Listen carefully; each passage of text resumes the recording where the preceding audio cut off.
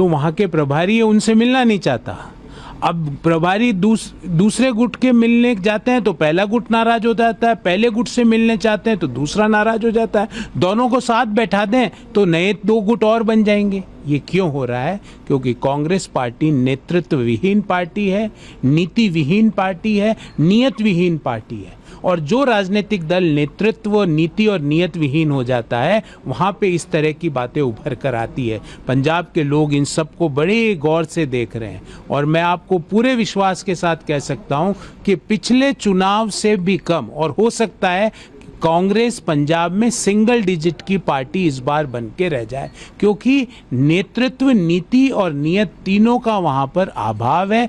गुटबाजी चरम पर है और इन 2 गुटों के सब गुट भी बने हुए हैं। वो सब गुट भी अपने आप को मुख्यमंत्री का दावेदार मानते हैं। तो वहां हर नेता मुख्यमंत्री बनना चाह रहा है, नेतृत्व, नीति और नियत की कोई नेता बात नहीं कर रहा। तो ये कांग्रेस का एक तरह से एक सैंपल है देश के सामने कि किस तरह कांग्रेस पार्टी के अंदर काम होता है। मैं सवाल जरूर आपसे पूछूंगा कि बयान क्योंकि दोनों तरफ से ही आ रहे हैं और वहाँ तो ये कहा जा रहा है कि सब कुछ ठीक है, चाहे रंधावा या उधर और दूसरे। अरे सब कुछ ठीक है तो जो वहाँ के प्रभारी हैं वो कह रहे हैं मुझे मिलना है, एक गुट कहता है नहीं मुझे नहीं मिलना तुमसे।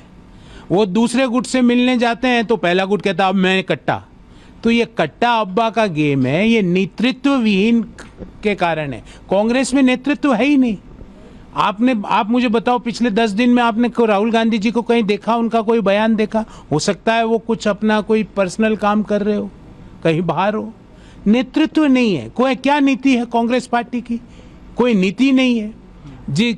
और नियत तो आपने देखा है कि पिछले आज़ादी के बाद से 2014 तक क्या नियत से काम किया। सिर्फ अपना घर भरने का काम कांग्रेस पार्टी ने किया, भ्रष्टाचार को बढ़ाने का काम कांग्रेस पार्टी ने किया, वंशवाद और परिवारवाद को बढ़ाने का काम कांग्रेस पार्टी ने किया। तो जहाँ पे भी नेतृत्व, नीति और नियत का संकट होता है वहाँ पे इस तरह के परिणाम आना नेचुरल है। उधर सर कर्नाटक की बात करें तो एसआईआर और स्थायी निवास प्रमाण पत्र जो जारी किए जा रहे हैं उस पर प्रियंक खड़गे का कहना है कि बांग्लादेशियों को सर्टिफिकेट देने का आरोप लगाया जा रहा है। बांग्लादेशी बेंगलुरु कैसे आ रहे हैं? जो बांग्लादेशी पहले घुसे हुए हैं उसको हो सकता है कि कर्नाटक की सरकार अपने वोट बैंक के लिए कुछ कर दे, ये संभव है। पर ये जो वंशवाद और परिवारवाद के कारण जो राजनीति में है, इनको क्या पता? ये तो पापा पापा पापा पापा अध्यक्ष, बेटा मंत्री, दामाद एमपी, कांग्रेस के राष्ट्रीय अध्यक्ष मल्लिकार्जुन खड़गे साहब का बेटा है ये। इनका क्या कंट्रीब्यूशन है कर्नाटक के विकास में? बस एक ही कंट्रीब्यूशन है कि इनके पापा का नाम मल्लिकार्जुन खड़गे है। मल्लिकार्जुन खड़गे खुद राज्यसभा में एमपी, बेटे को मंत्री बना दिया, दामाद को एमपी बना दिया। अगली बार होगा तो 1-2 दामादों को और सेट करने की। यही परिवारवाद और वंशवाद की राजनीति है जिसके खिलाफ भारत का हर जेन जी और जेन एक्स और जेन वाई युवा लड़ रहा है। इसी वंशवाद को परमानेंटली खत्म करने का संकल्प प्रधानमंत्री मोदी जी ने लिया है। इसीलिए प्रधानमंत्री जी ने कहा 1 लाख युवा जिनका कोई राजनीतिक पास्ट नहीं है उनको सक्रिय राजनीति में लाने का लक्ष्य प्रधानमंत्री जी ने देश के सामने रखा है और यही लड़ाई है। तो इनका कुछ जमीनी हकीकत से कोई लेना देना नहीं है। पर सवाल ये है कि जो बांग्लादेशी घुसपैठी अंदर घुसे हुए हैं, क्या कर्नाटक की सरकार अपनी तुष्टीकरण की राजनीति के कारण, अपनी वोट बैंक की राजनीति के कारण क्या उनको बसाने का काम कर रही है कि नहीं? कर्नाटक में सवाल बड़ा ये है। देखिए, प्रधानमंत्री जी की इन 3 देशों की यात्रा ने दुनिया के सामने एक नया इकोनॉमिक मॉडल रखा जिसका नाम है इंडो पैसिफिक इकोनॉमिक मॉडल। प्रधानमंत्री जी सबसे पहले इंडोनेशिया गए। भारत ने ऑपरेशन सिंदूर में दिखाया कि भारत में बनी हुई मिसाइलों की ताकत क्या होती है।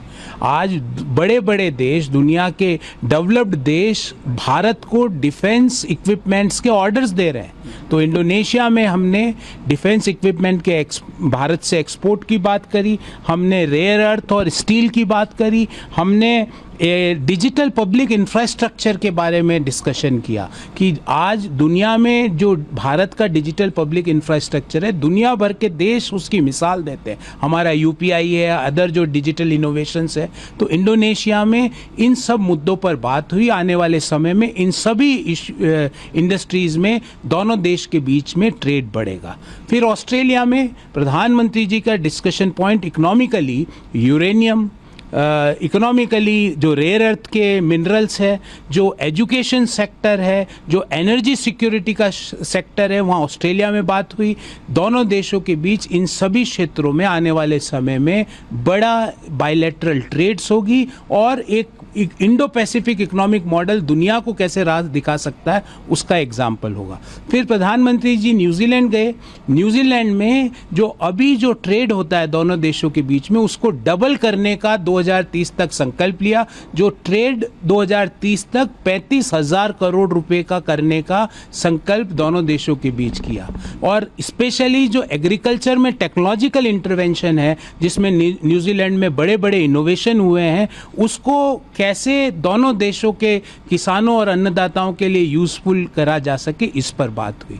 तो प्रधानमंत्री जी की ये 3 देशों की ऐतिहासिक यात्रा एक नया इकोनॉमिक मॉडल दुनिया के सामने रख रही है, जिसको हम कह सकते हैं इंडो पैसिफिक इकोनॉमिक मॉडल। और इसके अलावा इन तीनों ही देशों में भारत का एक बड़ा डायस्पोरा इन तीनों देशों में रहता है।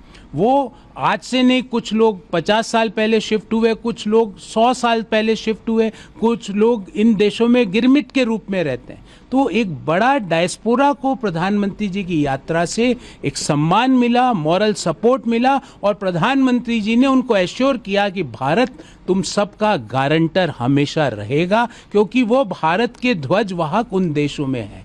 तो economically, socially, citizen to citizen contract और गवर्नमेंट टू गवर्नमेंट जो डिस्कशन हुए, तो उसका नतीजा ये हुआ कि दुनिया के सामने एक नया इकोनॉमिक मॉडल रखा गया, जिसको इंडो पैसिफिक इकोनॉमिक मॉडल के नाम से हम पुकार सकते हैं।